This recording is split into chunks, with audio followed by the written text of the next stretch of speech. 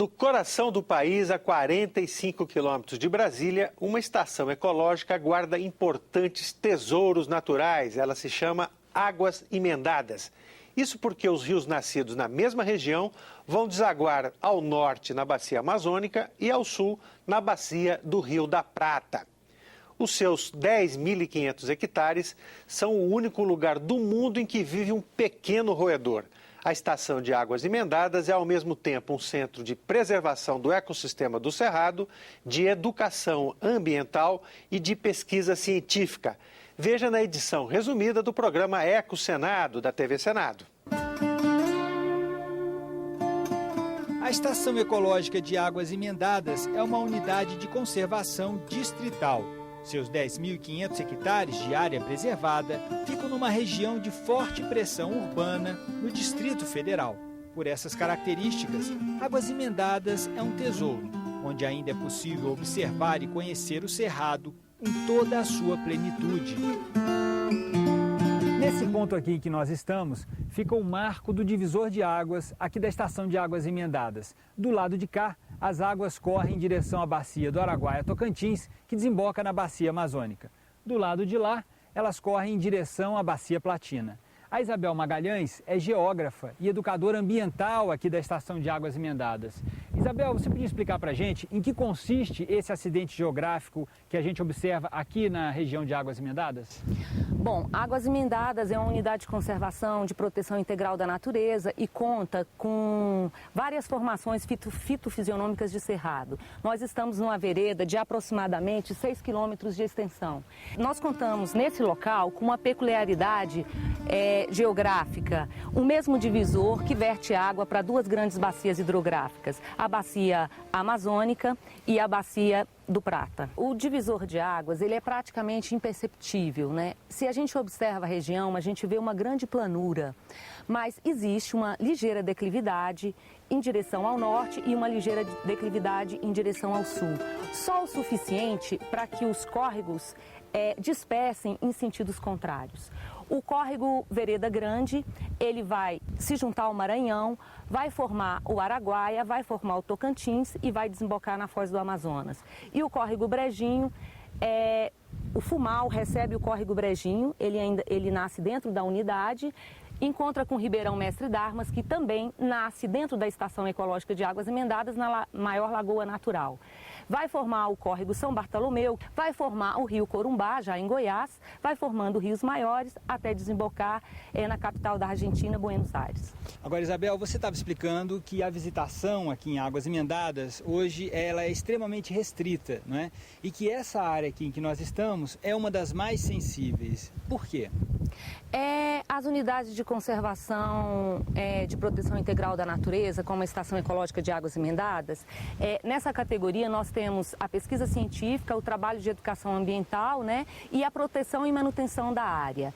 Então, as veredas, isso serve para todos os visitantes, são áreas muito sensíveis. Então, as pessoas, quando forem visitar parques, quando forem visitar áreas naturais, elas devem evitar as veredas, porque é um afloramento do lençol freático. Você está pisando no lençol freático. Então, a gente tem que se contentar apenas em ver. A gente não precisa pisotear a vereda.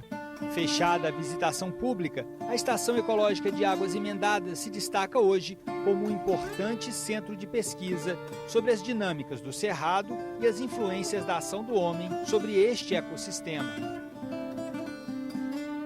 A fauna de Águas Emendadas é uma fauna muito representativa daquela fauna geral que a gente encontra nos cerrados brasileiros.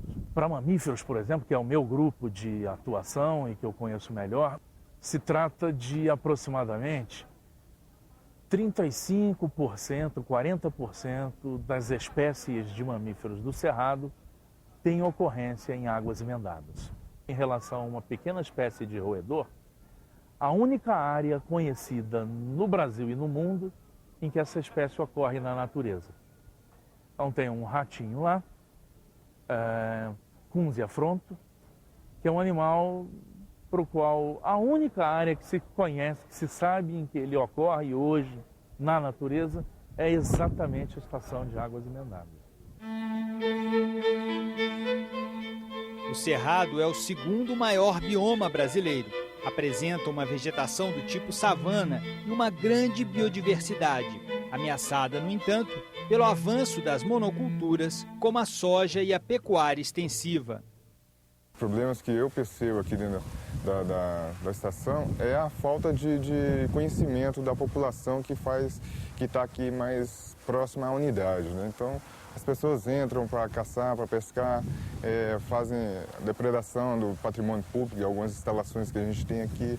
O que a gente está fazendo aqui atualmente em educação ambiental é fortalecer o educador, suas iniciativas e projetos que ele já vinha desenvolvendo na escola. Como que a gente faz isso?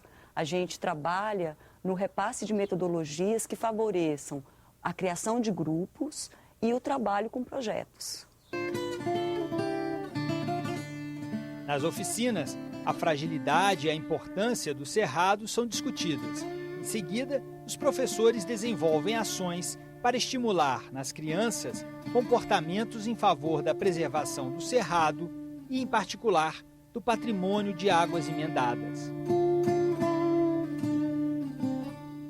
Aqui nós estamos aprendendo a ver o cerrado com outros olhos, que não esse que a gente sempre teve, do cerrado ser feio, de ser seco, né? Nós estamos aprendendo a ver essa riqueza toda do cerrado para que a gente possa levar isso para os nossos alunos. A Estação Ecológica Águas Emendadas já tem uma importância muito grande aqui, não só para o Distrito Federal, como para todo o Brasil. Por exemplo, ela é zona nuclear da reserva da biosfera do Cerrado, que é uma unidade de conservação de cunho internacional, ou seja, criada pela própria Unesco com a chancela do governo do Distrito Federal. O Cerrado é um dos biomas mais ameaçados no Brasil, tá certo? Existem estudos que demonstram que se continuar o nível de desmatamento, de degradação ambiental que ocorre no Cerrado hoje em dia, em torno de 30 a 40 anos, nós não teremos mais nem 1 metro quadrado do Cerrado no Brasil.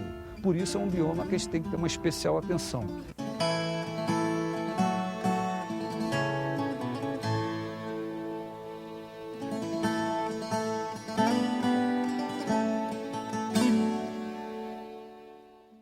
Os cartórios fazem parte da vida de todo mundo. Precisamos deles, por exemplo, na hora de registrar um filho, um casamento ou um contrato de compra de imóveis.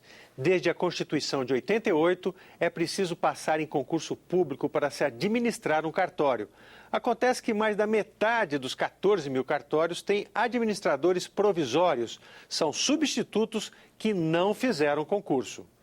Uma proposta de mudança da Constituição em análise na Câmara quer fazer com que esses substitutos se tornem titulares dos cartórios, mesmo sem concurso. Acontece que essa proposta contraria uma decisão do Conselho Nacional de Justiça. Veja essa polêmica na reportagem da TV Câmara. A maioria dos brasileiros já precisou de um cartório.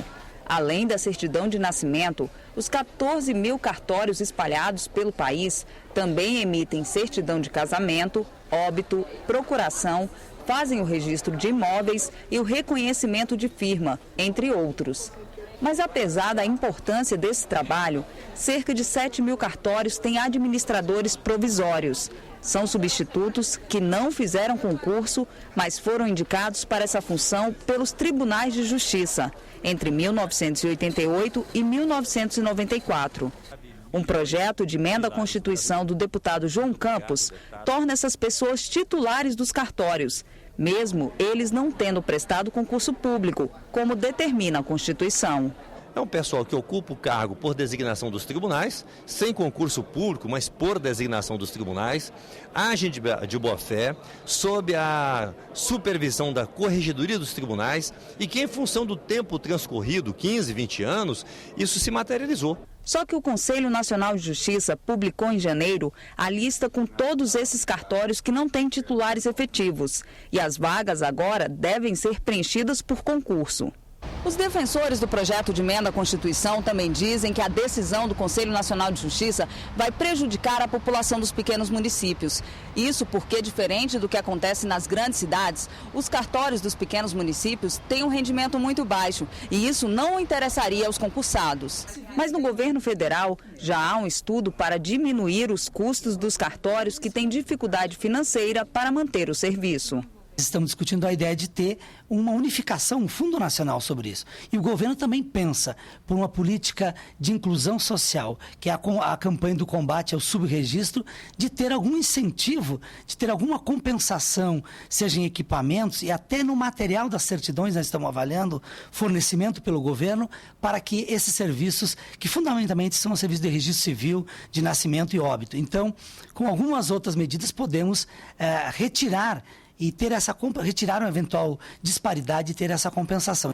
Quem já ocupa uma vaga conquistada através de concurso defende que a mesma medida seja adotada em todos os cartórios.